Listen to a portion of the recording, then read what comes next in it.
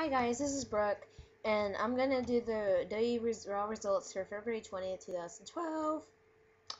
Um, so they get a recap from Kane's dirty deeds over the last 2 weeks, leading up to the match of Elimination Chamber, and including Eve's little hot moment of Cena's lust, then the weird chair fall of doom, and the little care that cared, and a few other things that sucked. And then we go to the backstage area where Eve is talking about to the Bellas. Bellas calls Zach a great guy and asks if she cares. Eve laughs it off. She wants to correct the Bellas. They're not friends. Zach thought they were friends. People all over the world talking about me now. Zach is an idiot. He doesn't even get to first base. The Bellas find it deplorable, which is hilarious. Eve says she got the big fish hooked. Just like she used Zack Ryder, she's going to use John Cena. Well, alright. She claims that Cena is going to try and apologize to her, but she's going first. She wants the Bellas to film her walk into Cena's locker room.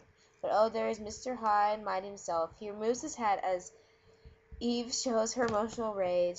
Cena laughs and then walks away, leaving Eve look like she just woke up in an unknown place.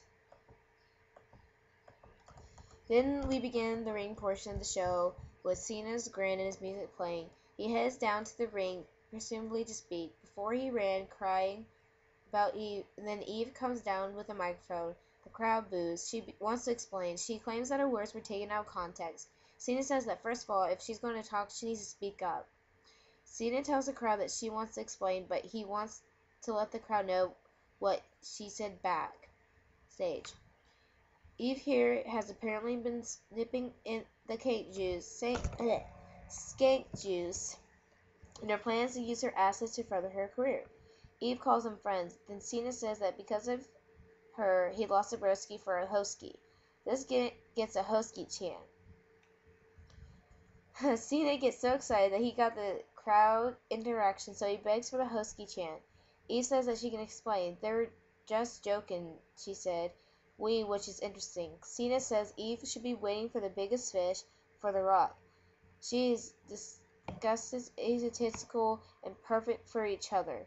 They're both scandalous beepus. Eve gets on her knees and cries. Hot, too funny for words here. Anyway, she gets all sad and stiff stuff, so Cena feels bad and tries to pick her up. Eve then goes all single white woman female on his butt and tries to make out with Cena. Cena calls for security and tells Eve he's disease-free and wants to keep it that way. Eve is left in shambles. Think Rihanna without the bruises. They leave the camera on Eve for too long as the crowd wants Ryder, which is a good sign for him, and Eve continues crying up the ramp in the arms of the refs. Seriously, why can't we just cut the commercial? Finally. This leads to the Undertaker package.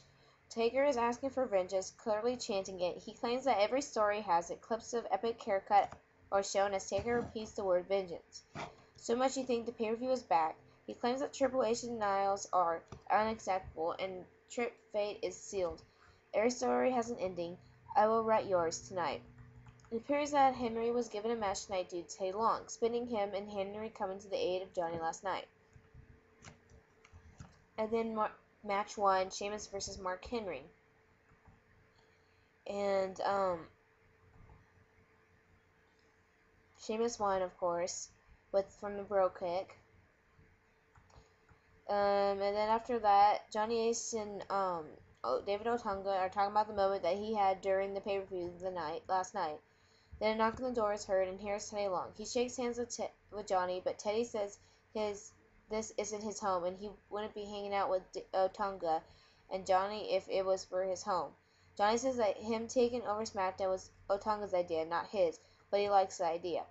Teddy says he likes the idea too. He thinks that One GM is a great idea. He says asking for who would do the better job. Ace says he doesn't care about the crowd. He only cares about what the board thinks. Then he mentions how much taller he is than Teddy. Do you know what a pile of compost is? It's a stack of manure, and I didn't know they would stack them that high. They mentioned the main event tonight, a battle royal of 10 men, 5 from Raw and 5 from SmackDown. Teddy says that anyone from SmackDown Raw is better than Otunga. Ace says Otunga will face anyone on the SmackDown roster. Teddy says okay, then calls Otunga Pee Wee Herman's fairy godmama. Ha ha ha. Then match 2, R-Truth versus Kofi Kingston versus Epico and Primo. Winners are R-Truth and Kofi Kingston. Then we get a nice video package of the 2012 Hall of Fame, Ron Simmons. And so, basically, it's just him being announced in the Hall of Fame. Then we had a segment of Chris Jericho about how upset he was, about how he didn't lose, because he didn't get eliminated by pinfall submission, so therefore CM Punk wasn't really the winner. So it ended up being a challenge to match at WrestleMania.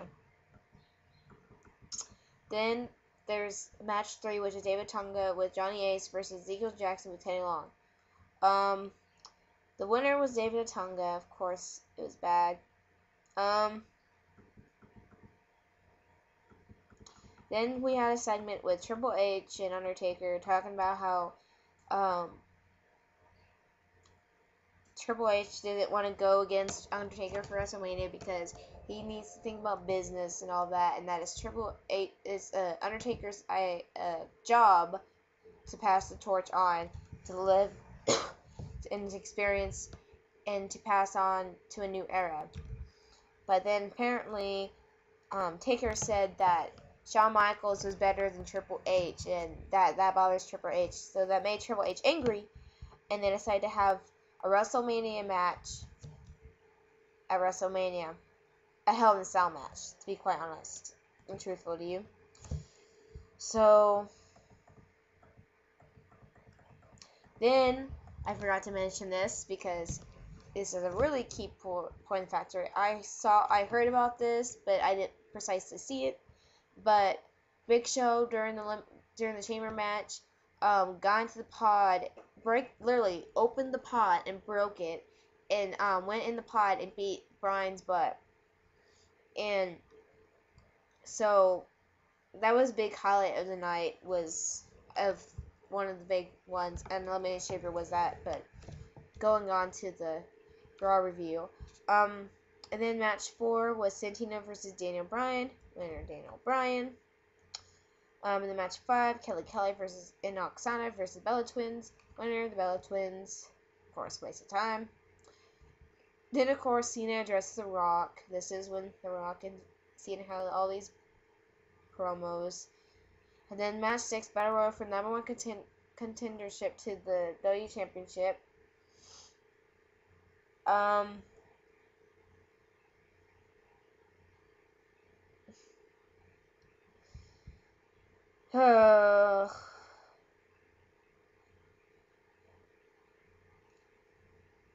Yeah, that was actually a good match. I actually enjoyed that. Sorry, I was looking through the long descriptive of what happened. And, it was a very interesting match with all these guys in there. But your winner was Chris Jericho, of course, because they had to do it. They can't just not make him win the match. But, yeah, it was a very good, interesting match. It was actually the best match of the night. Better than the Cena promos and all that. So, well, that's all for Raw on